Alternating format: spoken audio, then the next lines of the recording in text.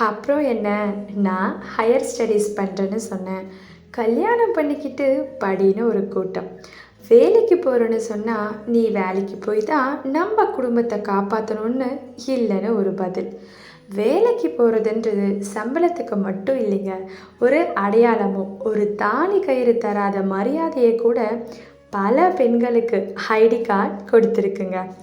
வெளி உலகம் தெரிய வரும்னு சொன்னால் எங்கே கேட்குறாங்க. யாம் பெற்ற இன்பம் இவ்வையகமும் பெற வேண்டும்னு ஒரு மாப்பிள்ளையை கூட்டிகிட்டு வராங்க.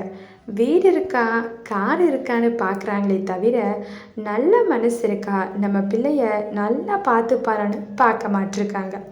பாவகம் இந்த அரேஞ்ச் மேரேஜ் பண்ணுற பசங்க கூட 28 வயசுக்குள்ளே இஎம்ஐ லோன் இல்லாமல் சொந்த வீடு இருக்கணும், கார் இருக்கணும், பேங்க் பேலன்ஸ் இருக்கணும்னா எப்படிங்க? ஒரு சிம்பிள் அட்வைஸ்லாம் இல்லைங்க, ஷேரிங் தான். செட்டில் ஆகுறதுன்னு ஒன்றும் இல்லைங்க. முதல்ல 2 பேருக்கும் செட் ஆகணும், அப்புறம் தன்னால் செட்டில் ஆகிடலாம். கருத்து ஆஃப் த டேனே வச்சுக்கோங்க. அடுத்த எபிசோடில் பார்க்கலாம்.